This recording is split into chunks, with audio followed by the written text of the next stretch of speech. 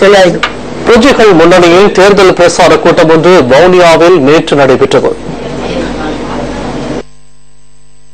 வவுனியா தரணிக்குளம் பகுதியில் இந்த மக்கள் சந்திப்பு நடைபெற்றது. எதிர்வரும் பொது தேர்தலுக்கு வன்னி மாவட்டத்தில் பிரஜைகள் முன்னணி சார்பில் போட்டியிடும் வேட்பாளர்களான ஆர் சுப்பிரமணியம் மற்றும் ஆர் ரவிக்குமார் ஆகியோர் பங்கேற்றிருந்தனர்.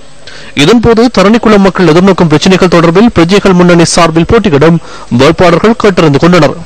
இந்த காணிகளுக்கு அனுமதி பத்திரம் கிட்டத்தட்ட 30-40 வருடங்களாக இந்த காணிகளுக்கு அனுமதி பத்திரம் இல்லாமல் இந்த மக்கள் தவித்துக் கொண்டிருக்கிறார்கள்.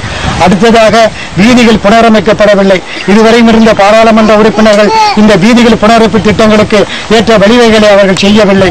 அடுத்து இந்த சிறுவர் பாடசாலையினுடைய கல்வி வளர்ச்சிக்காக நாங்கள் மிகவும் முன்னின்று உழைப்போம். மதிப்புக்குரிய ரங்கா அவர்கள் இந்த இடத்தில் எங்களுக்கு கை கொடுத்து இந்த பிரதேசத்தில் ஒரு அபிவிருத்தி திட்டங்களை நாங்கள் முன்னின்று உழைப்போம் என்பதை உங்களுக்கு நாங்கள் கூறி வைக்க விரும்புகின்றோம். முதலாக அவர் நுவரெலியா மாவட்டத்துக்கு ஒரு ஊடகவியலாளர் தான் சென்றவர். ஆனால் சென்று அங்கு நுவரெலியா மக்கள் படுகின்ற இன்னல்களையும் கஷ்டங்களையும் பார்வையிட்ட அவர் அந்த மக்களுடைய நிலையை மாற்ற வேண்டும் என்பதற்காக நுவரெலியாவிலே அரசியலிலே நுழைந்தார். நுவரெலியா அரசியலில் நுழைந்த அவர் குறிப்பிட்ட 5 வருட காலத்திற்குள் காலங்காலமாக அங்கு பரம்பரையா அரசியல் செய்கின்ற அரசியல்வாதிகளை விட அவர் குறிப்பிட்ட 5 வருட காலத்துக்குள்ளே அந்த நுவரெலியா மக்களுடைய நிலைமையை மாற்றியுள்ளார்.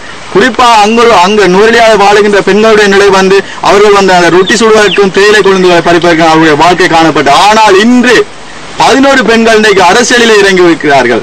பாராளுமன்ற தேர்தலில் 11 பெண்கள் கேட்கிறார்கள் என்றால் இது உள்ள ஒரு கட்சியினுடைய வேட்பாளர் அனைவரும் பெண்களாக இருக்கின்றார். இது ஒரு புரட்சிகரமான மாற்றம், உலகத்திலே எங்கு நடக்காத ஒரு மாற்றம்.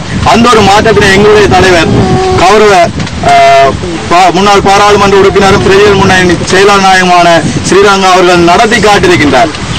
அதே போல் அவருடைய வழிகளை நாங்களும் பின்பற்றி எங்களுடைய பிரதேசத்தை அபிவிருத்தி செய்வோம் நாங்களும் வந்திருக்கிறோம். என்ன மாற்றம் செய்தாரோ அதை நாங்கள் அந்த புரட்சியை இங்கு நாங்களும் வன்னியை நிகழ்த்தி காட்டணும் என்ற ஆர்வத்தோடு தான் வந்திருக்கின்றோம்.